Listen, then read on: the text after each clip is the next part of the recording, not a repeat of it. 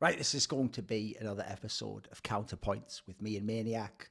There hasn't been an episode since the Major. So even though everyone else is past the Major, they're over the Major, blah, blah, blah, all those shit, I actually will say, I don't think people realise that the problem we have in Counter-Strike is most of the people who make up the best hosts and co-hosts on these shows work events like the Major. So the problem you have is you actually want the week after the Major to be like an insane frenzy of podcasts and content. But actually that's when everyone, if you don't know, guys, they're all like sipping a pina colada and just like getting a rest and trying to like recover and intentionally not watch Counter-Strike because they just had their brains crammed with it for like 4 weeks. So unfortunately, you didn't actually get a lot of that, I feel like. So what I thought we'd do at the beginning here is we've got some other topics. So I've got some pretty good ones, actually. I've got some hypotheticals for you that are pretty fun to explore. But I thought what we'd do is actually do some thoughts on the Major because I feel like people have, once the last game's done, I feel like people wrap the storylines way too well. You have to digest them a little bit, guys. You have to really take them in. Like, I'll tell you one area I'll start with immediately was, even though you did have the only people in the world who actually did pick the FaZe beats Team Spirit quarterfinal upset, you did do it, as we pointed out, as the caveat. I didn't say this on Twitter. I just gave you the win on that one. But like, if this was like a fucking court case, I would then make this point, which is you did then do it to make Vitality win the Major, which, by the way, could have happened. Actually, that was totally plausible. In fact, I'll even say I think this was the Major that actually gave fucking Apex highest marks ever as an IGL. Bro, he almost got through that. He almost got through that FaZe match without ZywOo. It's fucking mental. Like, I was actually very impressed with that. So even though everyone else viewed that as a failure, I thought it was pretty kind of baller. So I want to ask on this FaZe topic though, mate, because I actually think that it's sad because everyone will always think Boston Major has to be the worst Carrigan like moment ever, like the way it went down at the end. You know, they seemed so sure to win. They obviously had 2 insane leads. People forget this one. I always point this out. It's not only the 15-11. They had like a 13-7 lead as well, and then they're on like T-side of Inferno, guys. Like, in your brain, these games are done. And then I always point this out because actually this is why we need graffitis back. Bro, the nightmare fuel is, everyone remembers that Stewie clip, right, where he kills the 3 people. Here's what they don't remember. He hadn't reloaded the AWP. There was only 3 bullets in the actual active part of the clip. There was one supply, but that means if he misses one of those, the bomb goes down. Like, so that whole thing, right, is the nightmare fuel one. But you know what, Maniac? This one beats it. This actually beats it if you're FaZe Clan, because it really was like you won 2 major finals and then lost one to, in theory, a worse team. Like, the Spirit one was like, mate, that's it. It only happened a few weeks ago, and I get like chills from that, like thinking about shit like, you know, when Muhammad Ali fought George Foreman and like the Rumble in the Jungle, whatever the fuck, and he had to like overcome all those odds. You're like, what a hero. That was only one match. That was the quarters. Then in the semis, I think everyone figured sooner or later, like, ZywOo would have a map where he'd just take over and it'd be super spicy. And it was so back and forth. Like, that's why I say that Inferno game was a banger, even though Vitality couldn't get the win. Like, I thought that was like a slugfest, mate. You could see in the early parts of each round, everyone's going for it. Like, these were amazing matches. Like, if you are Carrigan and the rest of them, part of you feels like, surely we've won this Major. Like, guys, we've done the heavy lifting. Like, we're almost at the peak of Everest here. And in this scenario, it's like it's actually like the old cartoon back in the day, Wacky Races, where that character, Dick Dastardly, would sabotage everyone else. But famously, his car would always break down right before the end of the like race. You know, that was the famous thing, and then everyone would beat him. It's like that. Like, you thought you'd done it all. I mean, mate, even in the final, okay, you lose the Ancient. You just clap them completely on their Mirage pick. You're like, 13-2.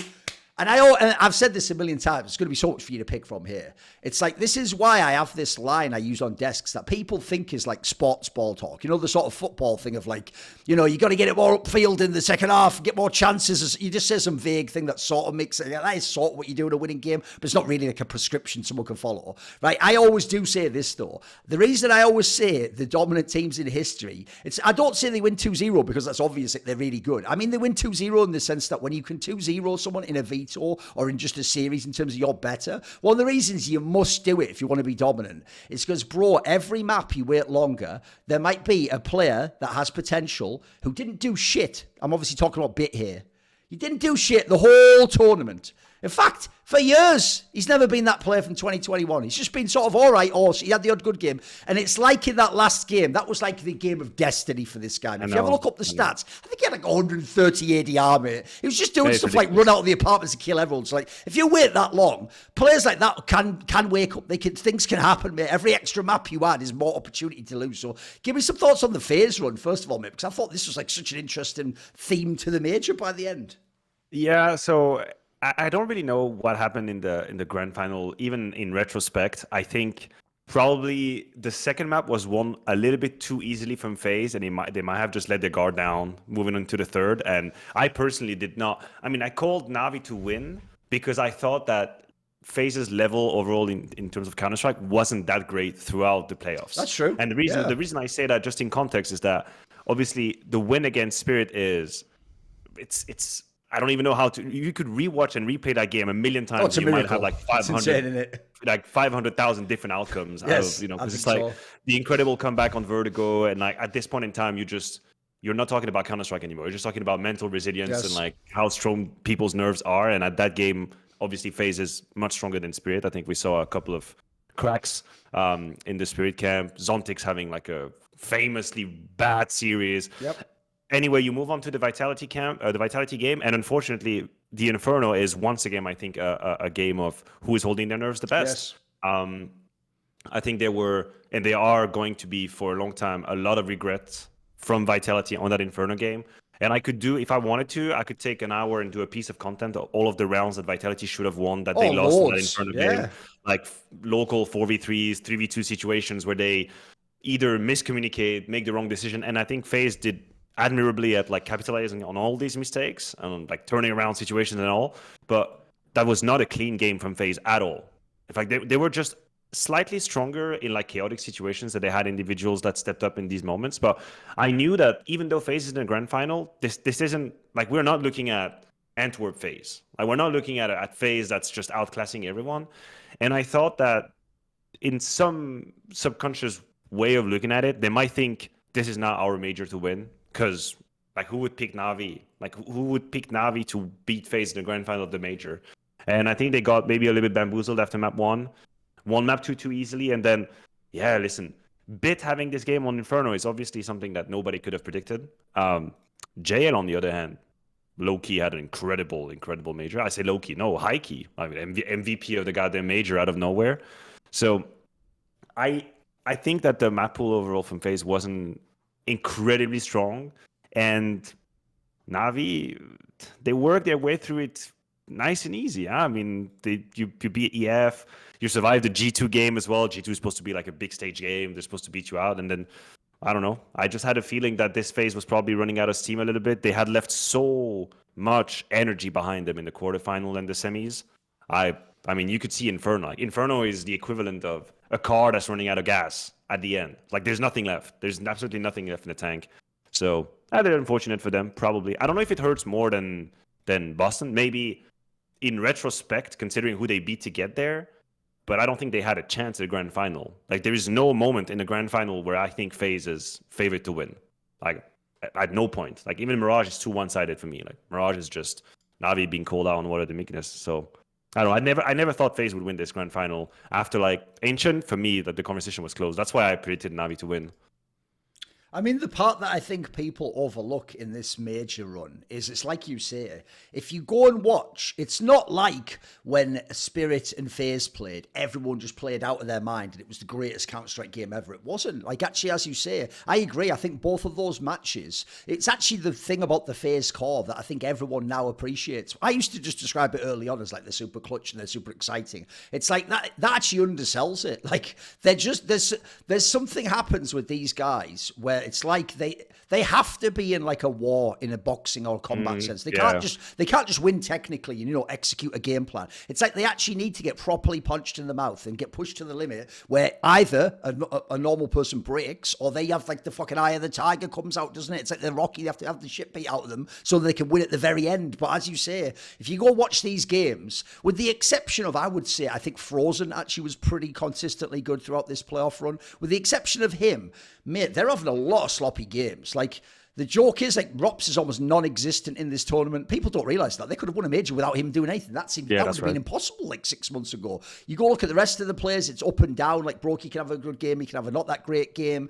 Rain was pretty decent, but he wasn't going to be like he's not going to be like the fucking, Katowice or whatever. No, that he was the major MVP, Antwerp, obviously, when they won. Antwerp, Yeah, he's not going to be that player. Like that was never reasonable to expect. Carrigan, if anything, was, if you remember, up to the final, he was having like his best fragging tournament in years. Like they were getting the absolute most out of a team that actually wasn't in super peak level. It's why I'm not surprised, even though they keep racking up finals and now they've won Chengdu. I'm not surprised they all keep making these comments about like we're just drained. Like Carrigan was saying, like I'm drained. Like I've never been this like tired before. If you don't know, I won't say the context, but I've basically heard that's actually one of the reasons why Rops isn't that good anymore. I heard he's basically just a bit fried, mate. He's been playing games. Remember, he was one of those guys who put 1 billion hours in. But you know, everyone goes, Rops and m0NESY. Yeah, m0NESY's like 18 years old, guys. Rops now has done that for like fucking 7 years or something. So when you grind like that, the downside of it is like not many people can keep that up. And so, and he hasn't had a break if you look at it. He's just been grinding the whole time. So I do think like, you saw some of the wear and tear on them in that sense. It's why I actually do feel like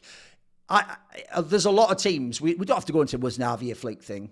I think that's been discussed by a lot of people. I've got some content coming out soon. But I would just say this. If there's a lot of teams should look at that major bracket for real and go, fuck, that was more of an opportunity than I realised. Like, bro, I look at a lot of these teams. Like, I'll tell you the immediate one is obviously Vitality. If I'm Vitality, I'm like, man, we could have won this major. Yeah. Like, here's the thing. Why wouldn't we have beaten them in the final? Like, I think that's a totally different matchup when we play against. For start, the map pool's completely different. Like, that's pretty interesting right there. By the way, Team Spirit themselves. Bro, if we just don't veto into that Vertigo, people know I'm a huge FaZe like fanboy and a character. They would have lost on almost any other map. I think a normal map coming through there, Team Spirit just wins. I think Team Spirit is better. It's why actually, as a little aside, a point I made on a show the other day was, man, what a bomber it is that Spirit turned down that Pro League invitation, because it's like, bro, they're going to be at that stupid Bet Boom tournament, which is all right. And then that's it. We're just not going to see him for months and months and months. And all of a sudden, that amazing hype from Katowice, where, bro, it wasn't just Donk. We were making it like maybe Spirit could be the best team ever. Like, that's just dissipated. It's not like it's gone. They could come right back and, come out of a dormant state and be great. But you wanted to see him cook. Think of our era, mate. When a team got on top, you wanted to see him go and win like 4 of the next 5 tournaments and be like setting an era and then putting a standard up here and then other people scrambling. Do we make a roster move to fix the battle him? Do we have to change our attack? Instead, everyone, like, it's like they came along. It's like, oh, cool, Spirit's here. And then they're just like sat over there. And now it's back to like, right, FaZe and G2. And then when Vitality turns up, like, let's all decide amongst us who gets some trophies. Like, you know what I mean? Like, I feel like if you look back at that bracket, these big names, I mean, mate, the real what if one even is, what about fucking Cloud9? Like, if Cloud9 could have somehow got through that match, mate, that would have been interesting against FaZe. I don't think FaZe blows out the server, You saw how Cloud9 played against Vitality. Like, for me, that was an indictment. Like, if you're going to get absolutely wrecked by Vitality like that, with ZywOo being, I'm not going to say a shadow of himself, but like a very moderate. He was like 75% of himself. Yeah, he was like 75%. And he wasn't that great against Cloud9. And really, the second map was so non-competitive. It was an actual boring. I mean, I was happy for Vitality to win, of course, but it was from a Counter-Strike standpoint, it was a boring game to watch. So for me, Cloud9 have no say at all in this major. And if anything, I'm sure we'll touch on it, but the fact that Electronic jumped on the opportunity to get the fuck out of here is also telling. We're going to get to that, don't worry, because I feel like there's a lot we can pick there. By the way, go on. Tell me. I want to say, for teams that have to have regrets about it, I think Vitality and G2 are at the top of the list. I've got one more for you, though. Because here's the one, and this is just if you think of the context of how the major was won and by who. At the time, I didn't mind, mate, because I had this team going out in the semis. Mate, if I'm MOUZ now, look, I know we beat ourselves essentially on some level, right? Because like they just didn't perform in that match against G2. And also, I will point out, this has been said by more than one person now, guys, so I'm going to try to point this out.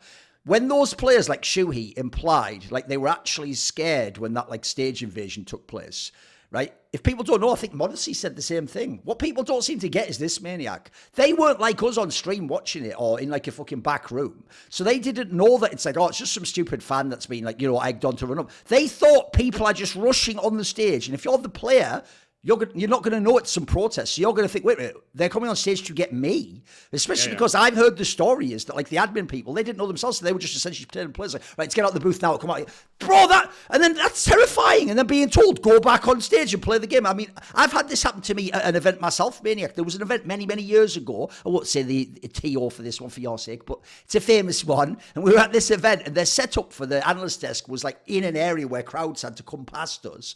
And they stupidly didn't put security guards like behind us. So literally fans, just to be silly and get on camera, kept coming behind me and Yanko, but I'm talking about brushing up against our backs, mate, and putting their hands over to hold up a sign. And like me and Yanko had to like literally, I could see him under the desk just like restraining himself because mate, when someone comes up like that and touches the back, when you have to look forwards into a camera with fucking lights on and you feel someone touch your back like that could be anything. That could be someone about to put me in a rear naked fucking choke or something like that. Could be anything. Like that is nightmare fuel, lad. So I will say that probably made it worse. But if I'm the MOUZ team, mate, G2 was right there for the taking. Na'Vi is not unbeatable, mate. We could have been in the final. Like, I don't know if we'd win. Yeah, that's probably a tall order. But you think of the firepower they've actually. By the way, I'll point this out on another show, Maniac. I actually have to like issue an apology to Yimfa. Because remember, one of the things I said when they won that Pro League was, look, his game checks out. Like, he's going to be this clutch player, but it's in no way he can maintain that fragging level. He's actually better now. He's actually got better numbers now. Like, he's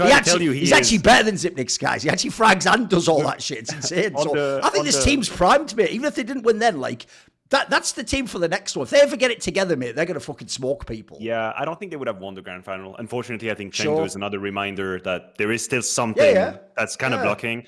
But yeah, there was a what if to make it to the grand final. Yeah, I mean, you mentioned Jippa. I've been telling that to anybody that dares to listen to me for like the last few months. Like, I think he is him, or whatever the meme is. Like, he is it. Like, he is on his path to become the greatest anchor there is in the game.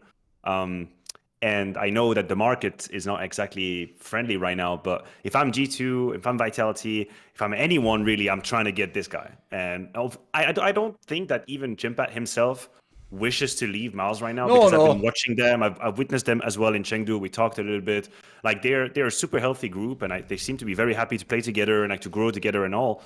But at some point, when you are talking about a player that's ready to win and that's ready to play his best game in like high caliber matches, I think he's already there. Like, it's incredible how cold-blooded he can be and how much difference he can make in a game of high stake for such a young age. I think very, very obviously he should be a catch for anybody that has the pockets deep enough to get him. So yeah, for MOUZ, I think, yeah, of course, this G2 game at the Major is so particular that I don't even think any analysis is really worth doing, rather on like the human side of things. By the way, Torji talked about it too in a content piece that ESL made during Chengdu. Torji said what he thought was happening at the time. So they were really frightened by what was going on. And then, I mean, you can look at it in many different ways, but obviously a very young lineup as well compared to G2, maybe a little bit harder for them to deal with, like mentally coming back on stage and all of that. So it's such an extraordinary, and I was so upset by this whole situation. Like, the fact that the Major, which is the biggest, greatest celebration of our game, is being hijacked by some assholes. I was livid. Like, I couldn't sleep that night. Anywho, it was unfortunate. And yes, there was probably space for MOUZ to win. But then again, I think they were not beating FaZe in the grand final, no matter how tired FaZe were. For G2, it's a little different. Like, I love him to death, but how gross was this veto conversation against Na'Vi? That the veto is supposed to be the problem as to why they didn't beat Na'Vi in that semifinal. Like, what the hell are we talking about? How can we not? Here's the problem with that. So long? Here's the problem with that. Here's what I'll set on the table for you here, Maniac. Like, I don't know that I would necessarily do that veto, but I'm like a big critic of bad vetoes back in the day. Obviously, people like Exist used to hate me for this reason, because if you don't know what they used to do as pros back in the day, it's a bit different on this one. It was like in scrims, Nip was winning on those maps, but then in the game, they'd be picking it into like, you know, Envy or like Prime Fnatic, and they were like the best in the world on the maps. So I will critique a veto. That match was nothing to do with the veto. I mean, in that particular scenario, by the way, this is why FaZe picked Ancient. Bro, it didn't look like Na'Vi is good on Ancient. What happened is JL went mental in that third map and hard carried them to the final. And then in the final, also FaZe was just a bit of a dud on it. Like, I actually think in that scenario, you can complain about a lot of vetoes if you're on the G2 side. That one's actually not a bad one. I don't mind that gamble, by the way. I think there's another world, another timeline. You replay that game and JL doesn't have that pop off because it wasn't guaranteed. I think there's many times where G2 wins that game like 13-8 or 13-7 or something, mate. And if they go to the grand final with this phase a little bit out of steam, now I think there's a conversation. Like I think in the moment in the grand final, I think there's a conversation.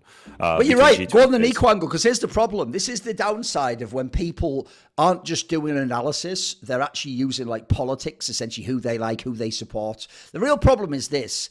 NiKo still he shows the glimmers all the time of great NiKo. But as you say, if you put him in a big playoff, I mean, at this major, mate, he was non-existent in some of these matches. Like, where is he? Yeah. Like, listen, when it's m0NESY, bro, I can get as mad as I want at HooXi and the rest of them and say, you're holding back the best fucking player in the world. What are you doing? I can't say that for NiKo, mate. You held yourself back. If anything, mate, you should be looking at m0NESY going, sorry. I was a bit on me too, mate, because m0NESY did everything he could. What the fuck was NiKo doing? Yeah. Yeah, I agree with you. I actually think in a current snapshot of Counter-Strike, m0NESY is the best player in the world right now.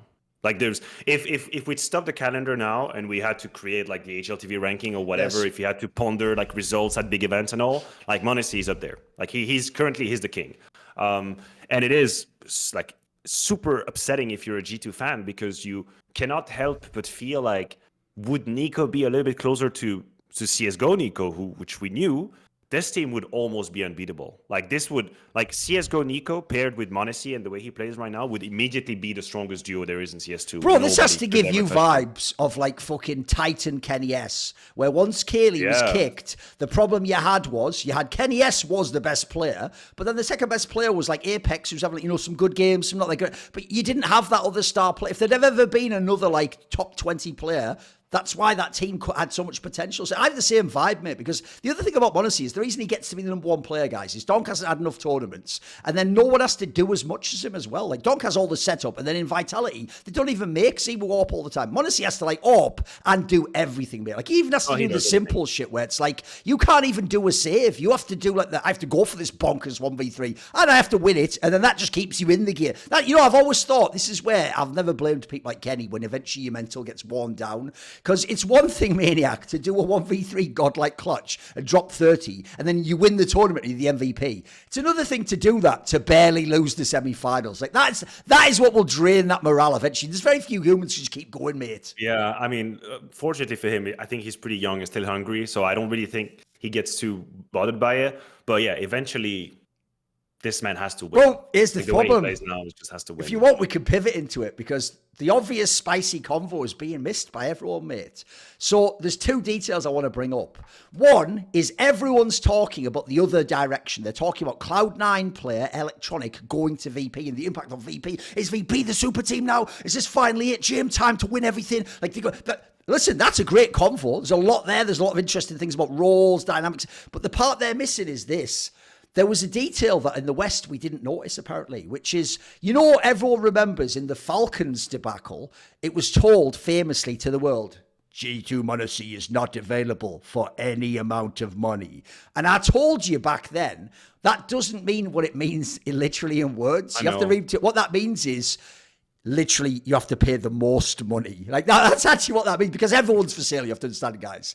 And so I actually think the other side is the interesting one, because there's now these rumblings that maybe m0NESY is willing to leave and wants to leave and is asking to transfer. And what happened is, last month in March, everyone missed this, mate, because it was on one of those dodgy websites, right? Those sites like eScore News, I'll give them the fucking shout out, that do all the Russian news, and they do translated versions, right? First of all, they do have ones where it's like, this is just their region, bro. They'll do a report where it just even says in the line above before, like, the quote from the guy, like, take this with a grain of salt, because this is from a guy that's got a lot of things wrong. And I'm just like, why are we publishing it then? But you have to remember, we're in the TMZ world. It's about it's not about the reality. It's like it's the back of the newspaper. It's football rumors. We all know that. In a way, you want there to be a rumor, right? So the rumor is he's in talks again. But this is the detail no one saw, bro. This is why actually info doesn't always get out there, believe it or not. Supposedly, a few weeks back, m0NESY did a stream where what happened was a friend of his in the Russian community had gone on stream or in some capacity said, m0NESY was talking to Cloud9 actually. Yeah, and he was like in close talk talks. And m0NESY, this is so bizarre. Instead of ignoring it, which, by the way, if he'd ignored it, no one ever... I didn't even hear of this thing of m0NESY saying it, but no one would have ever heard of this. It's a random guy. You wouldn't even know the name of the guy, mate. Some fucking guy like Onker or something from the fucking Russian scene or whatever, right? Yeah, I know him. And it's not like a guy that, you know, it's not like a name, not like Gowles or something. It's not a name brand, right? So m0NESY's way of addressing it was just to sort of be like, I'm actually very disappointed that my friend would say that because like it's like private, whatever. It's like, what? But mate, that changes everything because I want to do a little equation for you right now. I want to explain very briefly for you guys. You're going to love this. It's a little bit I'm going to do. It's about how the people who actually came from the era in esports where you had to actually like balance the budget, you had to actually do business, as in real, like a businessman does a deal with you where you get something, I get something, but I get slightly more, and it only needs to be incremental. As long as I keep getting slightly more each time, in the long run I end up with a lot more because I did great business. But I never ripped anyone off. I just did great negotiation skills. So one of the factors people don't understand about great businessmen in esports is the best ones aren't the ones that just had like a VC infinite money pipeline that they turned on like, and then 100 mil came out and then they threw it all down the toilet and it was worth nothing. Those are the bad businesses when they get run out. The people like Jack from Cloud9, Carlos when he was at G2, they have worked some magic, guys. So I'll give you a very brief story here and it'll explain this current scenario, why I think it's mad. It's way spicier than people realize. Essentially, spoiler, I'll tease you. You know, you all think it's over for Cloud9. They've lost Electronic. They don't have shit. It's over. It isn't, and here's why. So I'll give you a very quick first preamble. So the first time I realized this is what these guys do is when I saw Carlos get NiKo into G2, because it works like this. We're all in Counter-Strike. I'm lucky I'm in League of Legends too, and I know some of these owners, but they're actually friends of mine, so I get to sometimes even talk to them about the moves or who they're signing or suggest, I think you get this guy instead. Basically, when...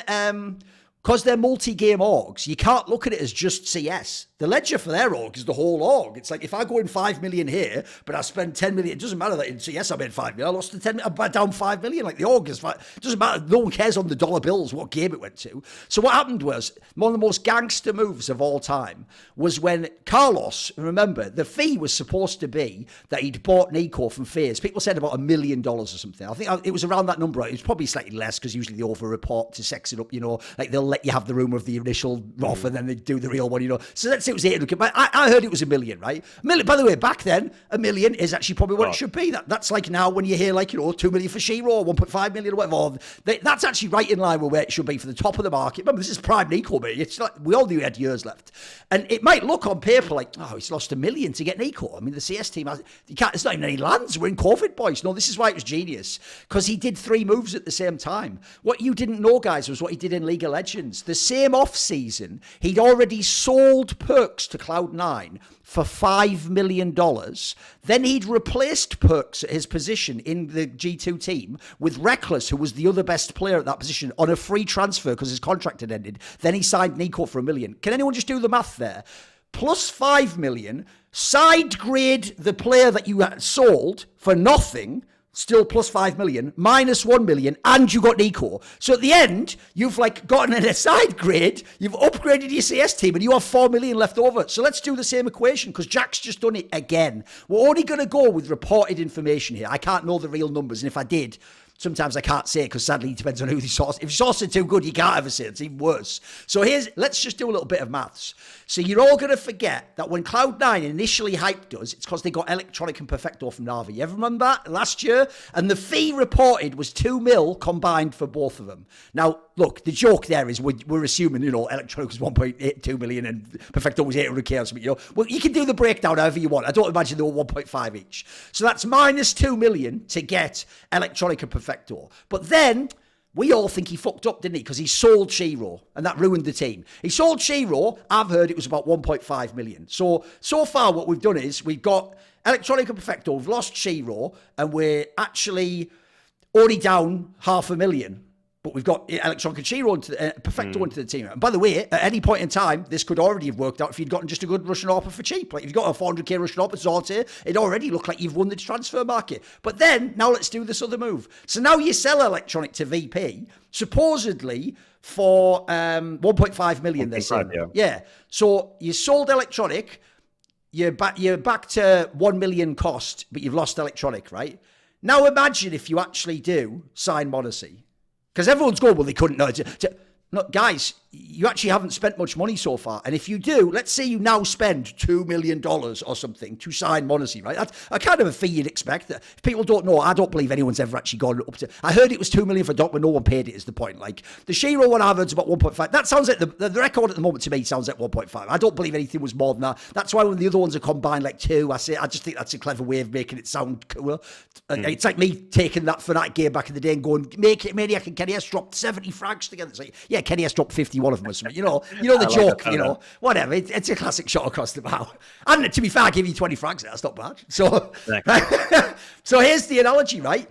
If you do get m0NESY, everyone I know is already thinking, well, one, they're not going to do that because m0NESY alone wouldn't make the team, would he? Like, if you had m0NESY, you still need to do something else in the squad. Like, you probably still need to figure out another rifle position or something. But think about this: you could sign m0NESY for up to like $2 million, and you'd only be down something like $1 million yourself from all of these transfers. Yeah. But now you would have changed. If you think of the beginning part, this is where it's genius. You would have swapped m0NESY for Shiro. You'd only be down $1 million and Perfecto still in your team. And you got Boomich along the way. Mate, that's like one normal player from being the best team. That could be a really good... Dude, we're talking about this m0NESY right now. He's doing all this in a team where he speaks English, bro. Imagine him with actual Russian players. By the way, put him with someone like Perfecto to round out the squad. Give him Boomich, someone's going to stimulate the game. Axile's actually on the uptick. You get one more player, mate, and that team is a banger. And you haven't spent that much money. You haven't spent $7 million. Like, I actually think people are getting distracted by the VP one, which is just more obvious. This Cloud9 one, look, I'm speculating a lot. Maybe this never happens, but there's actually a window for this to all have been worth it in a fucked up way. Because obviously, when we were going transfer by transfer, I get why people are burned out. I was. You kept thinking, like, finally they're going to win. Oh, shit, they don't have an IGL Electro. It's not that good, is he? Oh, right, they've got the IGL. Oh, fuck, Shiro's now. Like, it feels like you're being teased all the time. It could all pay off. This might not be the end. So I see what you're doing with like the maths over time, and I understand the logic of it. I have a couple of issues with the whole narrative. The first one is, I think if you're m0NESY and you're joining Cloud9 after Electronic left, you are joining a team that Electronic decided was not going to win for him. And I think, like, psychologically speaking, it's a really bad message to send. To say, okay, I'm going to leave this team, I'm going to go to Cloud9, and then Electronic actually decided I'm going to fuck up that team. Yeah, but just as a joke, I'll just say it's not like he joined G2 though. So no, fair enough. So, you know what I mean? It's like if we're comparing. No, okay, keep going. You know what I mean? That's one issue. No, I know. And then the other one, I think, like you tried to sneak into that Axel was getting better. Yeah, I'm going to call you on that.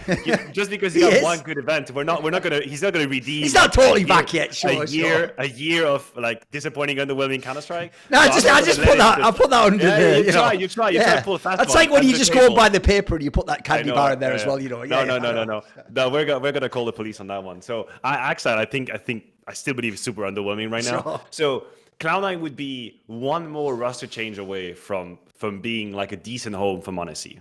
Like you would have to bring someone else to have another change, and then for m0NESY to consider it, because I do think that Boomich, Perfecto, and maybe arguably Hobbit as like a filler supportive role, I think there's something to be done here. And I think if you did really like the UFC cards versus G2, there might be a world in which it makes more sense for him. Also because he's now kind of explored all the options with G2, and I think he's feeling the limitations. Yeah. But I mean, the other way of looking at it, that situation now, is also to think, would G2 be one change away from being strong? Or do we think that G2 is completely lost, like a lost cause, and that's it? Because I don't really know. Like, the results, quite objectively, the results from G2 aren't the result of a shit team. They just aren't. Like, this is always playoffs. It's semis here, semis there. Like, they're still contending. They're just not winning. So if you're m0NESY, do you leave that G2 because you've already met your ceiling and you think, okay, I'm not going to win trophies, but I go to a team where I have no idea whether I'm going to win? I would probably argue he should leave for a team that he feels he can win trophies with. I don't know if this Cloud9 is it right now. That's my issue. I feel like there should be another move. The one angle that I do like that you mentioned is the whole speaking your mother tongue as you're playing. Like, what if that unlocks like another level on this already dominating m0NESY that I don't really know. I think he's played Counter-Strike in English for so long that right now, in terms of like how fluid it is for him, I don't really think it hinders him in any way. But what if it does unlock something else, like another level? That could be cool. But yeah, I was a big fan of the m0NESY to Cloud9 move for quite a while. And I have to admit that Electronic leaving kind of threw like a cold shower, like a bucket of ice water on that one, because then you would have to put someone. I mean, the obvious dream is if you just kept Electronic and then signed m0NESY. Yeah. Now we're really cooking with gas, mate. Yeah, definitely. I was ready for that. I was ready. Yeah. I would have replaced Axel personally. I would have brought in m0NESY, and cool. Like, that's it. You put Hobbit as a secondary supportive role. You have Perfecto, who's already extremely efficient at it. Boom. Electronic gets all the roles he wants to perform. m0NESY does it. Boom, is space creator. That's it. I'm ready. Sign me up. I want to watch that team play.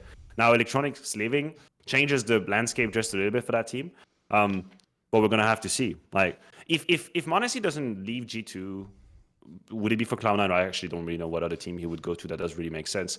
I put ZywOo as a rifle, go to Vitality, and then. By the way, unironically, sadly, this is where actually fucking GMs and orgs just don't have the vision. That's what I said ever since Na'Vi went fucking international, mate. I mean, back then, Simple was still the AWPer. So my joke back then was put Simple and ZywOo together, just have Simple with the AWPer and let ZywOo. By the way, you could now do any of these combos, guys. You could literally now have fucking. I mean, the joke is I doubt Simple and m0NESY are going to play together because it sounds like it's going to only have to be in a Russian team. But you could have these combos. You could now have Simple and m0NESY, Simple and ZywOo and fucking m0NESY. You could have all. You could do whatever combo you want, which before was impossible. That was like the one they had to be in the same role before. So why they haven't explored that, I don't know. But because the joke back in the day I always used to make was when everyone did that argument between like who's better, like Messi or Ronaldo. I used to say it's a great argument, but can we just all acknowledge that if they just played together, they'd probably just run the whole fucking game and like never be beaten. Like, you think these players wouldn't like link up mega and pass and just dominate the game? They'd just both wreck everyone, wouldn't they? Wouldn't that be like the ultimate dream? Because remember, even as a fan and as an analyst, we have to want that not to happen because we're supposed to want like parity and great matchups. Yeah, but if I'm the actual team, I'm supposed to just get the best players and win every fucking tournament. I'm not here to make the game entertaining. I'm here to just win it. I've got some things for you though on the G2 angle though, because I'm not going to do the whole veto thing or the HooXi, but here's why I actually think it's way more dangerous than people understand with G2. Like, I think people are getting tricked by them getting these like all right, the semis and quarters. That's with m0NESY completely overperforming, right? And the reason why that is so dangerous, so I'll give you the first obvious thing that no one's thinking about with this rumor. Bro, we're trying to fix G2 right now, and we can, right, to some degree. Like, you're right, if you brought in Yimfat tomorrow, if you signed, like, by the way, like another, like, strong rifler to go with someone, if you replace Hunter with someone, there's an interesting angle, maybe you cut the IGL, you kick up. There's a million angles you can go with, but I'll tell you what, if m0NESY does leave and the money's worth it, the team's dead, mate. It's over. There's nothing to fix at that point in time. You know what I mean? If we're already propped up by the best player in the world, we're on shaky grounds. I mean, it's the same thing as when, famously, I'll use the same example, when the second French shuffle happened and m0NESY and Apex went to fucking Envious. Well, it was obviously game over for Titan. Everyone knew that at that point in time. Like, you wanted to believe, maybe Scream and Shocks can get it back, but that's like nostalgia. You knew at the time, like, bro, the team was m0NESY, and then Apex was like our fucking X Factor. So if we lose these players, like, we're basically starting at zero. So first of all, you have to hope m0NESY doesn't leave. Even if he doesn't leave, like, I already think it's a terrible sign for G2 that story is real, that NiKo was leaving. He just didn't want to be in the team anymore. He would have been gone as well. Like, I don't know where they'd have been. By the way, if he'd have left, I think it'd be even more average. Who would they replaced him with? No one even fucking knows. Couldn't be someone like NiKo, though.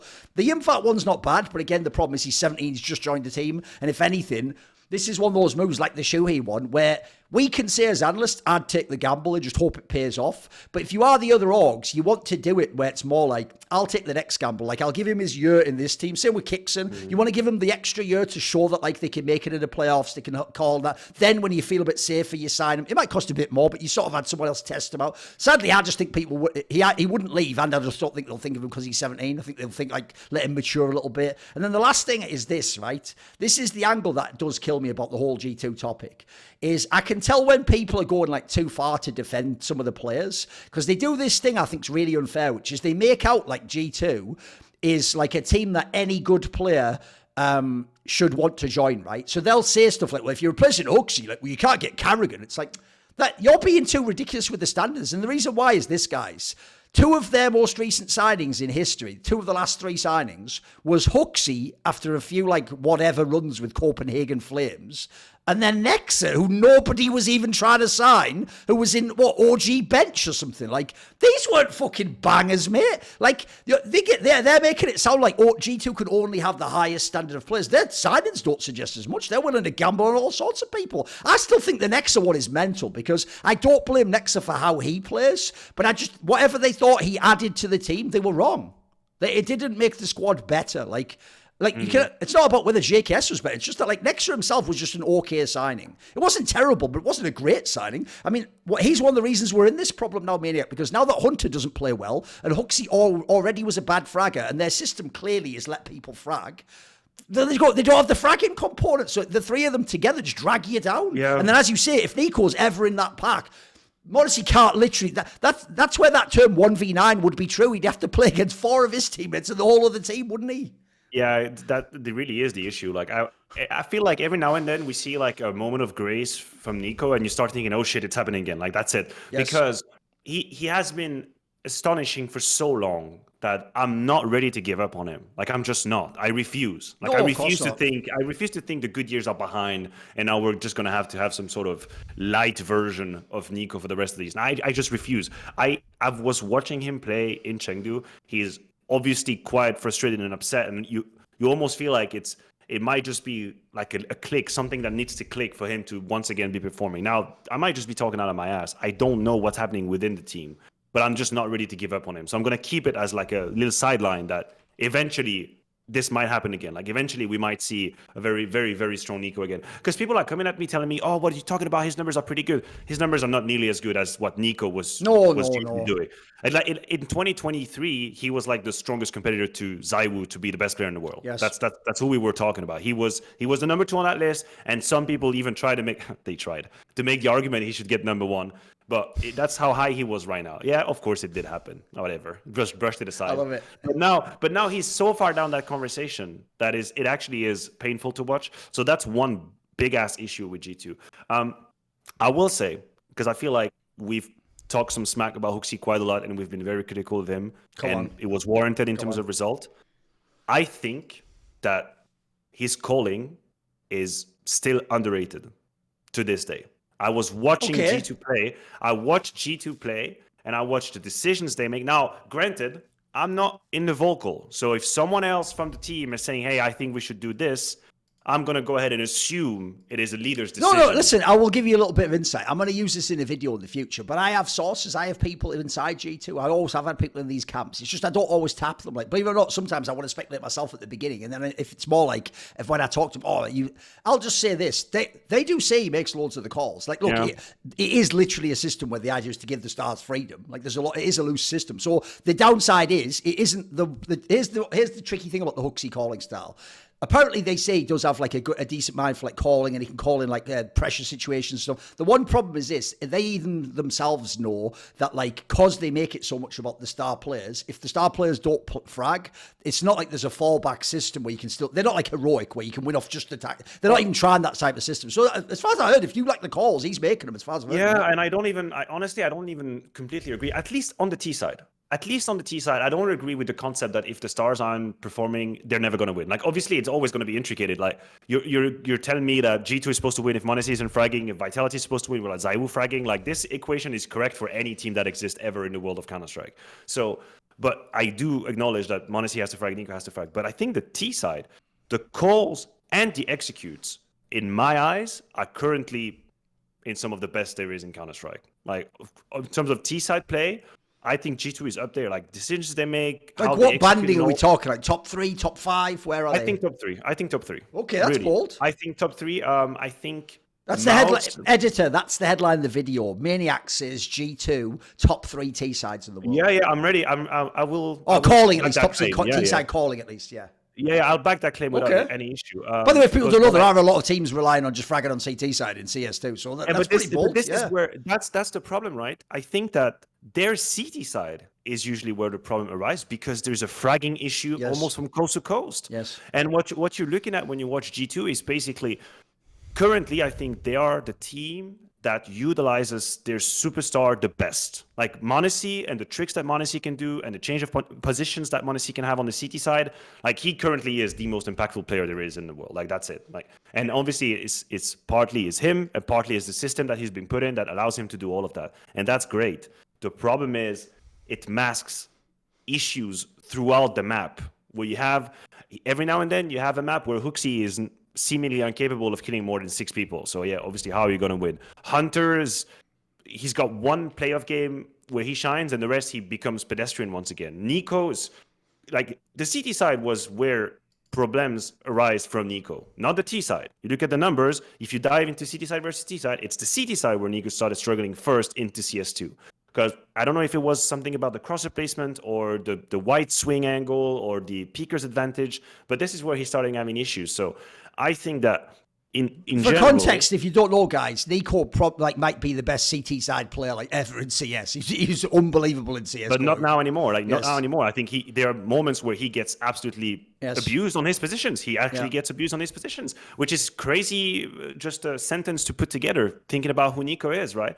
So, if anything, mostly on the CT side, I feel like G2 have to be over gambling, and there's way too much movement because they can't just afford to sometimes have strong setups when they know the individuals are going to step up. So I'm not gonna protect HooXi from the criticism that goes about his fragging at times, because he's got moments where he disappears, like completely disappears, and that in itself is a gigantic problem. But honestly, I feel like he has become such an easy target for intellectual laziness, for people to say, how can G2 win? Obviously, with HooXi, how are you going to win? That's it. Like, bro, like, can you imagine if I did that with Vitality? Can you imagine if my statement after the Vitality game was, well, how are you going to win with Apex? You know, I think that's it. That would be ludicrous. That would be ludicrous. And I think that's what we do a little bit with G2 as well. So should HooXi frag more? Yes. I mean, you can't have maps where you have 5 kills. Kerrigan had 1 kill in the 3rd map of the grand final at the Major, and obviously and that was horrendous to watch. I know that. I'm aware of that. But considering what's happening to his players around him and like the inconsistency that he's getting from some of his players, I think HooXi is not doing nearly as bad as the first impression might say. Here's the other angle I'll flip it to. Tell you what, there's another Kovac that needs a fucking call out too, mate. Here's the problem right here. It's funny that NiKo's had this like negative rep because people think he's toxic in the scene for so long that actually I think he's the most called out superstar player I've ever seen, mate. Like, if you don't know, guys, I've always said this. Nobody calls ZywOo out for who ZywOo is or anything he's ever said. It's because of the fans. He just has a rabid fan base that pisses people off. Like, it's like people who are fans of like fucking m0NESY or whatever. Like, m0NESY was mega at football, but his fans are just really annoying if they're 14-year-olds with the passengers. You want to tell me all the shit they never saw, right? NiKo actually gets hated on, but I'll tell you what, Hunter, because he has this rep, right? It's actually it's the most perfect anti-criticism shield I've ever had, right? One, he's NiKo's cousin, so it gives you this weird vibe of like, it's cool that they're winning together. It's like when Henny and Lucas play together. It's like, it is kind of cool that you get to play with your family member. Then there's the whole thing of like, because he's like a father, and in interviews, he is amazing on camera, Hunter. I've always said, he's actually mastered what NiKo can't do. NiKo's a bit too blunt. Hunter has that like fucking like polish to him where he just seems like a fucking super chill guy. But what people don't know is this. He's actually quite spicy behind the scenes. And I'll tell you a little gem that's a banger. Because I'll tell you right now, Hunter himself should probably be on the so-called hot seat too, by the way. Like, if I was going to make changes, I have to say, if I can make changes, I'll kick HooXi. But the difference is I'll take a player with me. If I could only make one change, the one change probably is Hunter. And here's why. Because one, his game has dropped off a fucking cliff. 2, it was implied that he would be better if they brought Nexa instead of JKS, because they tried to make that weird almost implication that like JKS took resources or, you know, was like some bullshit like that. And then this is the last detail. This is what a little gem I got from behind the scenes. I've heard, mate, it was fucking Hunter that wanted Nexa, not NiKo. Hunter's the one who wanted, because it's his old mate. They were all together in that crazy team, etc. And crazy, so the problem there is this. If you underperform yourself, you kick out someone who, look, you might not like JKS, but I'll tell you what, he gives you some fucking OP free clutches and certain CT spots you just lock down. He's pretty, you know, he could do his job.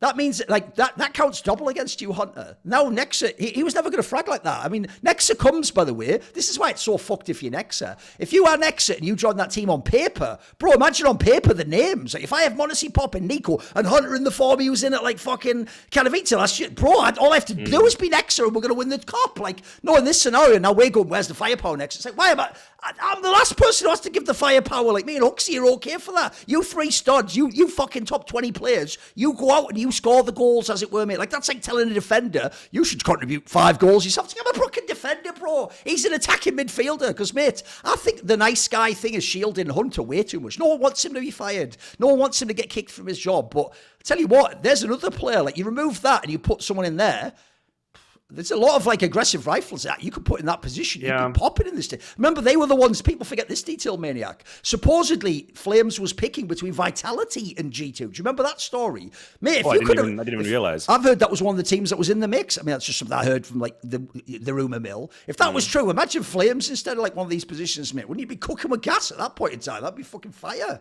But you missed the boat on that one, you know. No, you're absolutely right. And I think I myself am guilty of. I mean, no. Let's be real. I have called out Hunter a couple times on desks live for his performance, so it's not like I've completely protected him. But I do realize and acknowledge that I have this very nice vision of him when I think of him.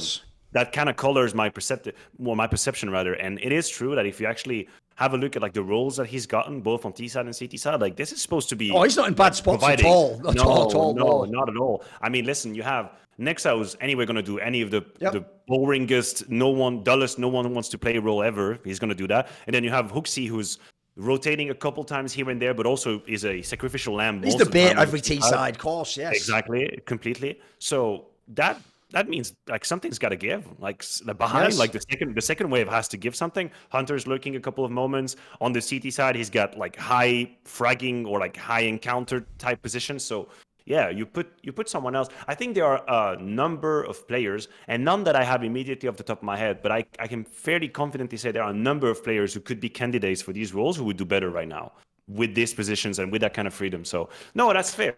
That's fair. Hunter definitely deserves a little bit of criticism compared to, and it's also because we all know how G2 looks like when he is showing up. Like Cologne, Katowice, when they win it, like he's up there. He's even a contender for MVP in Katowice, very, very clearly. Did he actually not win the MVP in Katowice, or was it someone else? Here's the thing. I believe the official one was JKS because they let fans vote. But I believe HLTV gave it to Hunter. I think he was, by the way, if you remember that. It was a banger. Yeah, that's what I have in mind too. So we all know how G2 looks like. It was a meme that the fans gave it to JKS because they were just being stupid because he won 2 Katowice. It was Hunter. He actually was the real MVP. I think he won a million clutches, yeah. And so from being that to now being just a player that basically the only narrative I have when it comes to Hunter now is like once we get to playoff, I get to say, you know what, he's a big game player. Like surely he's going to step up. Like that's kind of the tired, exhausted narrative we have about him, which is a little bit sad. So yeah, listen, HooXi is far from being perfect. I'm not going to stand here telling you like that they are letting him down and that he should be winning. No, but I'm just saying once you look under the rug, there's plenty of other issues in there. Well, no, the banger there, if you think about it, is back in the day, the one thing everyone would say is, well, the Kovac twins are the ones that you built it. It's like, mate, right now, if you motherfuckers could shoot some people in the head, you could actually be in some of these finals. It's actually on you two as well. It isn't just HooXi. What people don't know about the HooXi one, I'll just put the last thing, because I always have nuance to this, mate. I'm not asking for HooXi to be fired because of any veto now. My point is, I always just thought he wasn't that insane an in-game leader, so it's not, and also notice, I'm not saying bring in fucking anyone to play. I wanted them not to skip as many people as they have. Like, I've heard, by the way, that actually Snappy could have joined this team as well, and he had the choice between that and Falcons and some other squad. Like, Snappy would be a good one. I know the AWO can complain with that. It's a pretty nice upgrade. You can make use of the pieces. Look, Cadian, I think, would just be silly because you got m0NESY. I don't know what the point in making him a rifler is. Like, I even think you see in TL, he can be like a not good AWP, but you can win clutches if you do that kind of thing. So you don't want Cadian, really. ZywOo and Kixon, you're just gambling, like I say, at that point in time. Look, I don't hate the gamble. People do make them, and sometimes they work, like m0NESY. But if they don't work, you're going to feel silly if that delays it another year while your IGL gets used to winning stage games and all that shit. So the other problem then you have is the other IGLs are locked up. Like, I have to say, right now, it's finally time that Apex gets this credit, mate. After seeing what he did at that last major, I know he might just be a Vitality player forever now because he seems to want that like sports like thing of being the legacy player. That seems to be like something on his mind, not just winning. But I'll tell you what, if we're just doing fantasy football and we can move players around, mate, he could anchor a lot of fucking teams as an IGL. Like, hey, if you give him this fucking G2 team, he'd cook. We talk about it. They'd play aggressive CS. I'd love it. No, absolutely. But as you say, I think Apex is going to end his career in Vitality. I think so. He wants that storyline, doesn't he? He wants that story. I think he would like that. And like, honestly, the only thing that would make Apex reconsider would probably be if ever one day ZywOo gets bought out by another club. But I also do not see that happening. Like, it is very much the m0NESY in Barcelona situation. I think ZywOo's going to play in the Vitality jersey for his entire career, unless the club goes down for some financial, whatever, earthquake reason. I think ZywOo is going to finish his career in Vitality as well. So I think Apex is going to stay in Vitality for as long as he's allowed to be there. And I also agree with your statement that if anything, the major run, although be disappointing, adds credit to Apex as well. Like this semifinal finish, the way it finishes, considering the squad he had with him and what happened to ZywOo as well. Yeah, that's credit to him. And by the way, we haven't really done it, but we should also probably touch on it too. As it currently is, if we played this game with m0NESY here, we said, if we stop now and we had to make a ranking, m0NESY would be number 1. I don't believe ZywOo would even be top 5 right now. I don't think currently that's the case. If you consider, like, the two big events were the ones he wasn't that exactly, good at. and that is the drama, right? Because and let's do it like cold-bloodedly. It doesn't matter that I'm a ZywOo stan or fan or whatever. Let's do it cold-bloodedly. You have Katowice, which is an incredible failure, and I don't think he is the one reason for. We've covered that at length when we talked about there's other things that went wrong for Vitality, but still, Katowice, immense failure, moderate numbers, and then you have the major where, listen, in the game versus FaZe, he is not at his best, but he's still the highest rated player in Vitality. But that's let's just say it's 80% of ZywOo that we saw in that game. The problem that he's got is that comparatively to other stars, he didn't farm in the group stage. So his numbers at the end are very lukewarm. Yes. Like 1.14 rating at a major when you're supposed to be the best player in the world is not enough. But there aren't any farming the noobs game where that would boost, because that's actually usually what happens with like high ratings. Yes. Like you have a little bit of a decay as you go into playoffs, but then you destroy people in the group stage, so you show up in playoffs with like 140 rating, and then eventually maybe you go down to 130 and you have an incredible major. He didn't farm anybody, and I know for a fact that he was completely sick and ill during the group stage. I don't really care. Like, here's the thing, though. Even though that makes us not blaming me, you don't get to just get a higher placing, though. If we talk about the list, list is the list. If you're sick, you're sick. I'm sorry, you're just going to play worse. Yeah, sure. I'm just sad for him, and I think it is unfortunate because currently this year has been a general failure. I think for him, it's going to be a mega uphill battle if he ever wants to be number 1 in 2024. Like, it's going to be an incredible battle.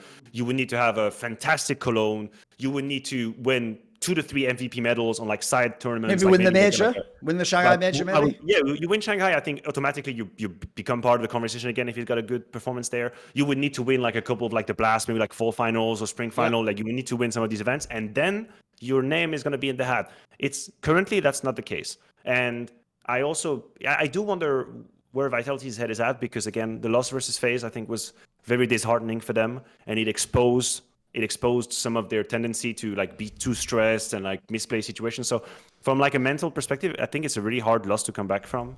And I don't really know how they're going to show up in Pro League. If anything, Pro League is a very good moment to just farm a little bit of confidence and like get it going a little bit again and have some fun, win some games lightly. It's going to be important to see how they play, because currently, they're not even in the top 5 at HLTV, and it's kind of hard to make a strong argument against it. I think they are still a top 5 team in the world. But hey, Katowice was a dud, and then you had this unfortunate game versus FaZe. So it's not a great day to be a ZywOo fan and a Vitality fan. It hasn't been super easy, but I always pride myself in being as objective as I can be about them and not just, shielding them from any criticism at all. So, if we're going to talk smack about G2 and NiKo, ZywOo probably deserves a couple of smacks here and there too. It hasn't been great.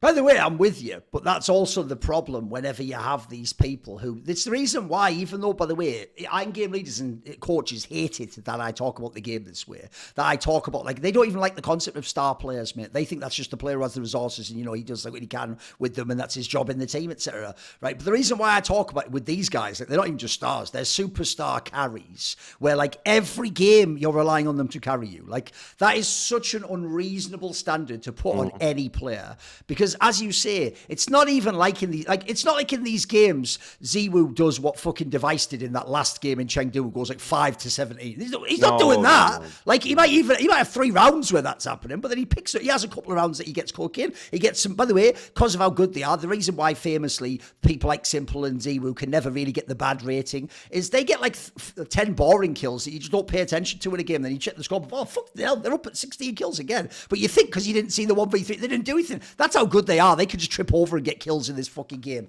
But I'm with you. The main problem you have for Vitality is this. This is why I actually thought, not that people overrated the lineup, because ZywOo fragging was a factor in the lineup, but they overrated the players in the lineup. Because, like, I do think Spinks, he had the odd game that wasn't that good. He's pretty good in general, but the problem is, I do think if you look, a lot of what's given him that status of, like, he himself's a top 5 player. It's like, that was also often in the teams where ZywOo was going ham as well. He didn't have to always be the carry. He can do it for a map, but he's not going to do it all the time. He's not prime NiKo that we're talking of past years. And then the other one is obviously Flames, because the Flames is actually like a fucking super streaky player. Now, when he's on, he just win a whole T-side for you. In fact, there's one of the ones I've got to say. If I'm Apex, I actually even told Apex, I think you called a great tournament, mate. I don't blame you for that semi-final. I thought actually if people know the nuance of the game, it wasn't about the score of that one. You were in the game. You put your team in the game, in the rounds, in the mid-round situations where they're supposed to shoot people in the head. Like, at the end of the day, you can't reach over and click the fucking left mouse button for them. But it's not just ZywOo. Like, mate, another one's is like Flames. It's like, mate, show me something. Listen, if you pop off for one map here, by the way, we're in the final. You're a legend. Remember, he's the people forget this, bro. They keep doing this for Vitality. He wasn't in that Vitality that won the major. He's never had that fucking blast. People are talking, well, they've already won their major. And this is his time, boys. Like, he's climbed up through OG. He's got here now. By the way, he's had tournaments where, he did take over a final or a key map. All we needed was one here, and he didn't do it. He didn't do it at this point in time. So there's a lot of people should carry a little bit of blame from this one if you're Vitality. Because, again, to go back to what we said at the beginning, especially now you know what happened in the final with Na'Vi. Mate, if I'm Vitality, I'm really kicking myself there because two reasons. One, I think you already would have been a decent matchup to beat Na'Vi because another factor is actually, like, I think map pool-wise, you have a fantastic map pool in this team. And then here's number two. Bro, what if actually the bit factor would have applied to ZywOo? What if we get to the final, you know what, he's still doing, like a 1.19 rating or something. But I tell you what, we get to the final, he can't have one map where he just does like bit and just goes off. He can't have like a nuke game where by the way, they would definitely let you play nuke in Na'Vi. He can't have a nuke CT side that we've all seen where you drop like fucking 15 AWP kills on CT side and win 2 1v2s. And that's the game. Like, of course he could have. That's why for real, if I'm Vitality, I'm kicking myself on this one. Yeah, I agree. And they'll have to live with it.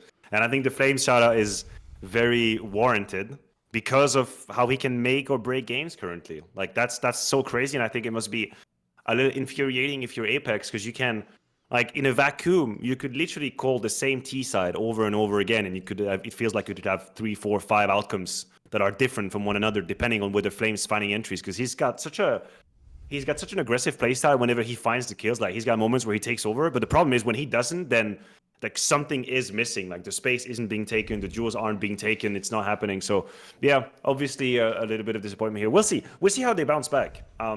After all, still a relatively young roster with this constellation specifically. Sure. By the way, that's why it's mainly the ZywOo angle that you come back to again, because the rest of the squad should be there. You give them time, the breathing room, they're going to get back there. It's still a great fucking lineup, mate. That's right. I just think that if you're Vitality, even if you had moderate to extreme success with this roster, again, considering you're Vitality who had m0NESY coming in from Fnatic, and you had Flames coming in from OG. Like, these are not, you were talking about the signings that G2 made in last year. The names I've given you prior to joining Vitality they are not platinum signings. Everyone's gambling. Absolutely are not. They took a gamble on Flames, and every now and then it's paid off. We've already reaped some of the rewards. And then it was quite apparent that m0NESY was better than what he was being offered in Fnatic. I think everyone with an eye test in Counter-Strike could say that, hey, this guy, amongst this detrimental sort of environment he's in, he can do more. Fair enough. I think I agreed on that. But he replaced Magix, so obviously downgrade on that side. There's nothing you can do about it. But the thing is, if you're Vitality and failures start piling up, which is a big if, and I don't wish that for them, I think m0NESY and Flames could be roles where you start questioning, like, hey, do we have to make a change? Like, I was joking about it, but imagine fucking Yimpa instead of m0NESY in that lineup. Just imagine the kind of stability you would get on your CT side. If you know the man is going to do minus 1.5 or minus 2 every time he's being tested, how much freedom it would give to other players to just, prioritize other parts of the map and what you could do with this as well. Or you could have him closing rounds in clutch situations and all. Like, holy hell, this would be incredible. Again, very unlikely to happen. But I think at some point, questions will probably start to be asked in the Vitality camp. Like, for how long do we keep up with this? And do we start considering changes?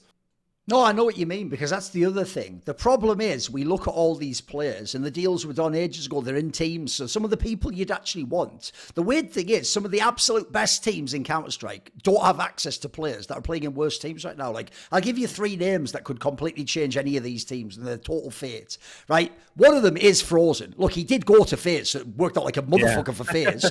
By the way, like, he couldn't have gone to these other teams. He could have been in a G2. He could have been in fucking Vitality. There's a banger. The obvious other two are the ones in Team Liquid, Twists and Naff. I Mate, know. if I can add these pieces, we can make like all these teams better. We can have like the fucking greatest era of Titans battling each other ever in CS. But the talent's spread out at the moment, you know. Can you imagine? Can you just imagine Twist and NAF in Vitality right now? Because actually, there is a world in which you remove Flames and you put Twist in some of these roles, and then you have NAF instead of m0NESY. This would actually be. Isn't that a banger? That's a super team, mate. That's a super team. And by the way, in that team, ZywOo can go through this down period. We can win games, mate. Yeah. No, for sure. Yeah, that's where sometimes I get, and this is just the fan in me being upset and butthurt about it. Of course. But sometimes I feel like, why is NiKo getting this lifeline of a m0NESY with him? Okay. And like, no one is here to save ZywOo with his having Sure. an average game. No one is here. Yes. Like, they just, just give him the fucking shampoo bottles. Like, that's it in the hole, but you're not coming out of it. It's like, please, could a m0NESY happen to ZywOo and just like carry him out of the... No, obviously that's just nonsense talking, but I know this would actually be sick. By the way, I'm glad you mentioned his name, because I also think, like, again, NAF keeps on doing good. Like, it doesn't matter what he is. I have the term for this player. It's a term I often use for people like Crims. The term is just he's an evergreen player. These players, they never have their autumn and winter, guys. They just the fucking leaves are on the tree green as fuck forever. Like, it's insane, isn't it? Like, even the idea of like an off season for these guys is like, I'll take that all day long. What you talking about? And when they ever come back like now to really good form, it's just money in the bank, innit? It's just money in the bank. For sure. And yeah, no, you're right. And I mean, to consider, like, Twist was even open about the fact that he could have technically joined Vitality. Like, an offer was on the table. He made a choice not to. Well, you know what? You're the captain of your own ship. You have destiny in your own hands. But I'm not going to pretend that I have agency over you, what you're supposed to do in your life. No, absolutely not. You make your own choices. But yeah, that would have also been absolutely mega banging. But it is what it is right now. We're going to have to see if the probably either post Cologne, because I was expecting a lot more movements after the major, and I know Chengdu was pretty close, and then Pro League starts immediately. I was hoping or expecting more movements. We're gonna have to see between now and Cologne. I think people are a bit afraid of making changes before Cologne because of how important it is, and that makes sense. So I guess post Cologne might be a moment, because then it would still give you about 4 to 5 months to be ready for Shanghai. But hey, we didn't even touch on the electronic VP situation. We brushed it off. What's your instinct reaction on that? First of all, this is why it's so insane that we're in this bizarre scenario for obvious real world reasons that, like, for example, Electronic can't be in a team like Na'Vi. And in general, we have this scenario where it's uncomfortable because every fan forgets this and does the football manager thing. But we can't just put all the Ukrainians with these people. Like, Simple's probably not going to play in VP ever, or Cloud9. As long as they're considered Russian teams majority, for political reasons, he's not going to. And then also, you might even have personal reasons. I don't fucking know. So it means that you can't put all this talent together because, mate, if you look at these moves, all the hype moves in the last 6 months are CIS Russian transfers. It's Shiro, where's he going to go? He goes to Spirit, holy fuck. It's like m0NESY, if he left to any of these teams, oh my God. Electronic, every team he's joining, it's like, fuck, is this it? Are they going to win the major? Like, these players are fucking insane, but they're just within their own little bubble. They have to be within that. But you look at what a power move this is. The reason why I saw a lot of the good analysts, like I know the Nero from HLTV, who actually think does a pretty good job. Because one thing I like about him is he does like graphics and illustrations to put his points out there. He did one of those ones where you sort of compare. And bro, normally we just use the loose terminology. It's why I actually do the support entry, that sort of a concept in the pack, etc. Because a normal person can't take in the data of like, here's like the 11 positions the guy plays. Like, they can't hold it all in their mind. You have to just sort of give them a stereotype, an archetype, and say, right, he's similar to that. Bro, this is crazy because it's almost a 1-for-1 on some of the May positions.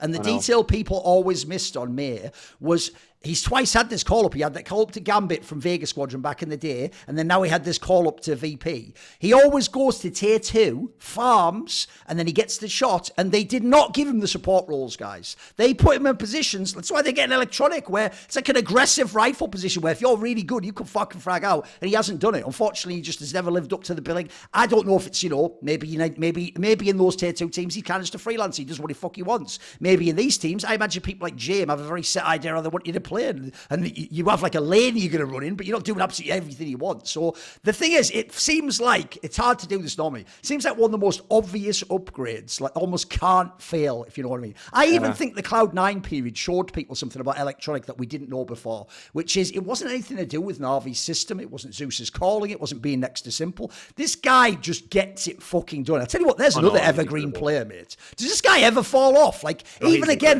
a bad Electronic performance is like, he might still get me like 3 insane entries. You know what I mean? Like, the guy's a banger.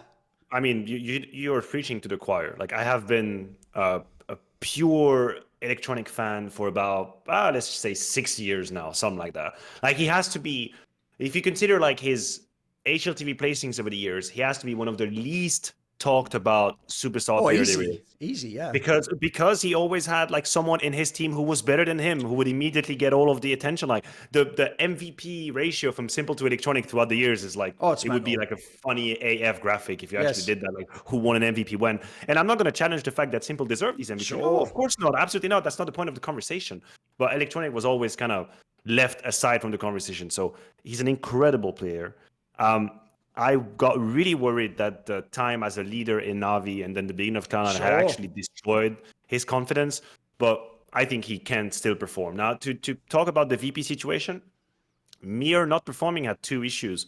One is obviously with the roles that he had and the super like sort of skirmishy fight-oriented positions he's got, he was going to be exposed very quickly if he wasn't up to par. Like, it's not, you can't just hide in a corner. Like, there's no way. Like, he was brought to be fighting a lot, to be dueling a lot, and he wasn't really keeping up with that. That's problem number one. The other problem is that Fame needed to take a step back in order for Mir to be accommodated. And if you remember the outsiders in Rio and all, it's Fame, Flit, and James. Yes. You have a trio who's got 1.20 plus rating up there, who was destroying everybody. That is a composition that won. So now Fame obviously takes a huge hit, because I don't really think Fame is an exceptional anchor currently. I think he probably has to learn how to be a bit more efficient in like passive positions and off angles and that kind of stuff. Maybe that's not exactly his bread and butter, but if you're telling me he's doing it for Mir, then I'm telling you what the hell is going on. Like this equation doesn't make sense. You're accommodating someone who isn't delivering, and you yourself aren't providing the kills that you could and the performance you could. But now if you do it for Electronic, now that is different. That is different, and I'm ready to see that. The only possible problem that I have is I know profile for profile, the Mir Electronic one works. I personally hope that Flit keeps on the number 1 priority for every position he wants.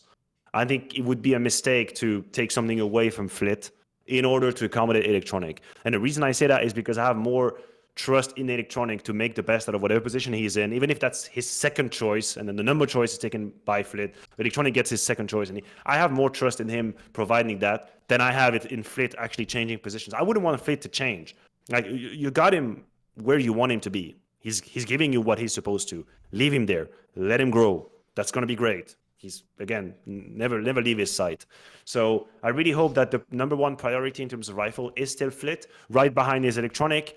And then you're cooking, because Norbert low-key is providing a truck ton of kills for his positions. Like, oh my God, as an anchor, what the hell is going on? He's got one of the highest numbers there is in the game right now. So that's it. I'm sold. That works for me. It's fine. I don't know if James and Electronic see Counter-Strike the same way. I think people have a tendency to forget that the Navi that was winning was also a Navi that loved to run down the clock, much like VP like to do as well. Electronic is not uncomfortable with late rounds and 20 seconds and all. So yeah, I'm excited to see them play. That's the least I can say. Holy hell. Here's the problem, though, right? This is where people don't know, right? You know the modern parlance maniac that the Zoomers like is like, let him cook. Well, here's the problem. I'll use the same metaphor. Sometimes you can overcook a meal. And if you do that, all the brilliant, delicious elements, ingredients that you had, and that like thing that was commented, that omelette becomes shit if you burn it to the fucking... You get a fried egg, a perfect fried egg is amazing. One where it's all burned on the bottom, it's like, nah, it starts to not be appealing. You know, it loses even what you like about it, right? Here's the problem I have, is the lineup you just described. In that lineup, I'm totally fine for Fame to just take a hit. If we can have Electronic be really good, Flit stays who he is, and James who he is, we've got a really good team. And as you said, the hidden element is the OP that Norbert's also on your some impact shit where like it doesn't make sense how he's doing it. But I'll tell you what, if he can do it this many events, it's deserved. But this is what's alarming. You might have seen that HLTV headline from the VP CEO where he's like, we have like unlimited ambitions in the transfer market. One of the rumors from Overdrive, take it with the biggest grain and a massive glass of water, he said that it was me or Norbert they were looking to move. Like, guys, please, like, listen. After the fucking IM Rio major, I would have like snap signed to kick Norbert the fuck out, of course, because the joke was Norbert won a major and NiKo didn't. Everyone knows the fucking meme, right? But now he actually is like an OP hidden gem, and you've already got the fraggers. So why would you? If you're kicking him, I'm so scared that you're kicking him and you're doing like the old school move of like another big rifle. Like if that happens, you will actually ruin this team. You will overcook the team. Like right now, I made this point on another show. The one thing I'll say about this lineup is it's not good enough that like they'll frag well or like these players can do well.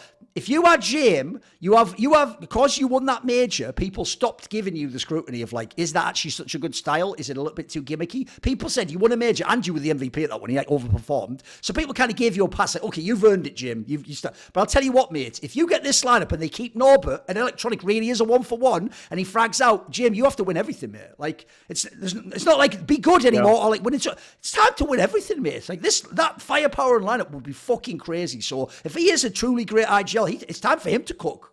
I agree. And I also, somehow I think VP they haven't caught enough flack considering their results. No. Like the problem was, I think, emotionally speaking, everybody looked at the major in Copenhagen and we were all sort of absorbed by what happened in the G2 game, the crash. And there is truth to it as if what ifs of without the crash and possible playoffs berth, and he could have changed the whole story. The truth is before that, it had been a hot minute since VP were in any kind of position to be in like a prestigious grand final or semi-final. They've been pretty pedestrians when it comes to their results, and yet with a pretty decent lineup. So I agree with you. I think you give them like 6 weeks to 3 months max to make sure that, you know, everything is working, all the roles are set, the strategies are learned, the pathways are perfected and all. And then after that, that's it. Like you have to be at the very minimum in semifinals of event. Yes. At the very minimum. Yes. You have to be a top 4 at every event you go to with the lineup that you have. If Electronic is performing, then there would be no excuses to do any less. Let me put another potential cooking scenario in front of you, because another detail that Overdrive mentioned, I'm only mentioning this, guys, because I actually think the best place to use rumors is just for fun hypotheticals. We don't have to believe these are ever happening. Like maybe m0NESY never leaves, but here's the other angle, is this is the part people aren't thinking. It doesn't just have to be Cloud9. m0NESY could go to VP too, because you're going to think you're cooking too much now. I'm not the one who made this. Not only have they bragged, we have ambition in the track. That essentially means we could sign him. But Overdrive claimed that, if you remember, Shiro apparently was choosing between Spirit and VP. And the reason why, he said, this is something he claimed on his YouTube, is he said, I mean, he claims to know this because I think he knows some of the players. He says that if Shiro had joined, so imagine this could be m0NESY too, he said that Jim would have swapped a rifle. Okay. Now, no one even thought that was possible, mate. Like, now, that's what I want to ask you is that an overcooking too? Will it ruin the whole team if Jim's on a rifle? What do you think? Could it work? Because it's a whole new dimension, right? You never thought that was possible. Yeah, the problem that I have is that this goes against the entire philosophy and game plan of VP for the last whatever years this lineup have been together. So, like, James has been for so long the poster child of I'm getting all the economy and I'm getting all the AVPs and I'm saving them and we're playing the roles or we're playing the rounds around my tricks with my AWP.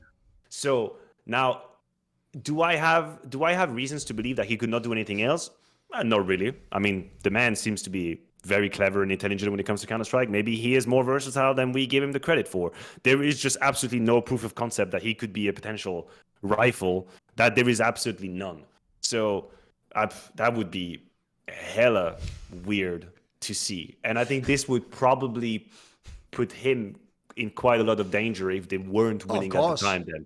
Because now he's in this incredible monumental position of being the IGL and the sniper at the same time, sort of centerpiece of all of the Counter-Strike that they play around. So there is no safest role ever to be in.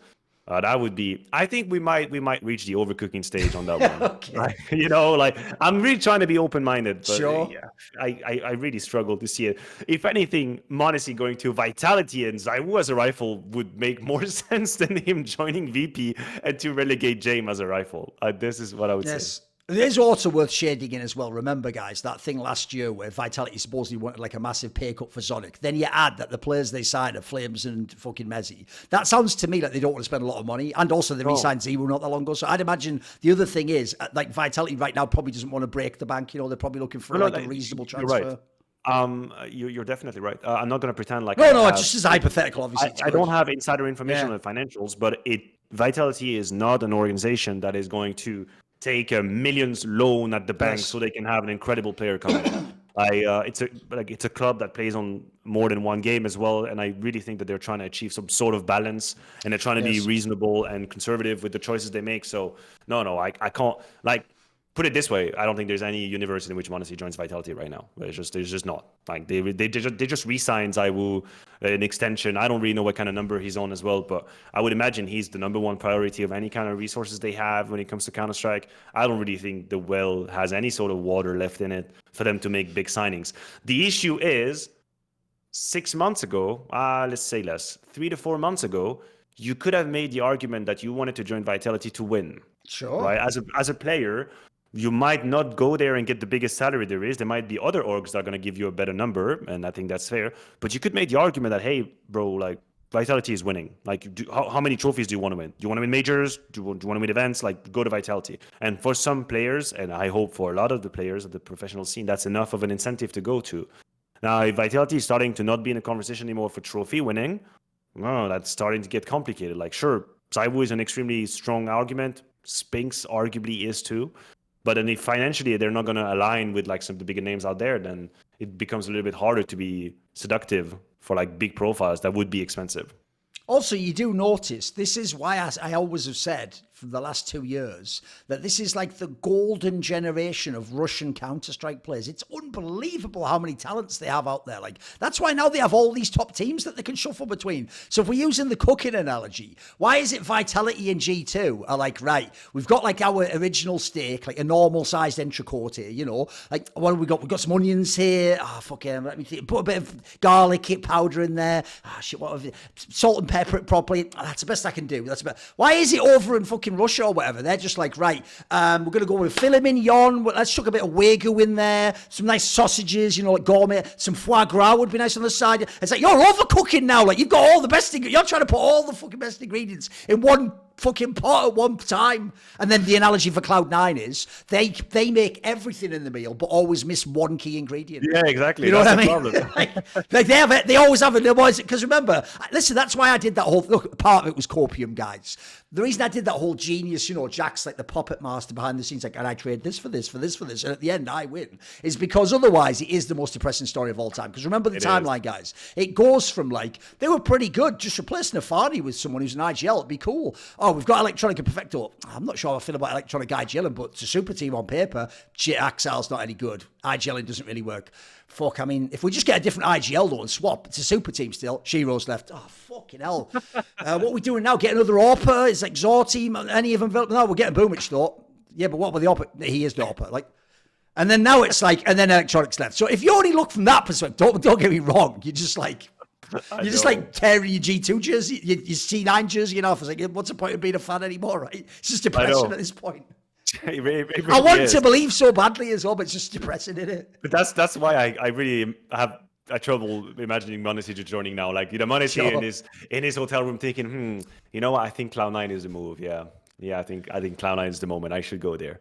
I will only imagine it to happen if it is part of a double swap with another crazy player that joins or someone that has like incredible potential or whatever, and then I'll say, you know what, okay, you have my attention. As it currently stands, I don't really think m0NESY would benefit from joining Cloud9 right now. As it is, without Electronic, I don't think it would be an immediate benefit from him. I don't believe so.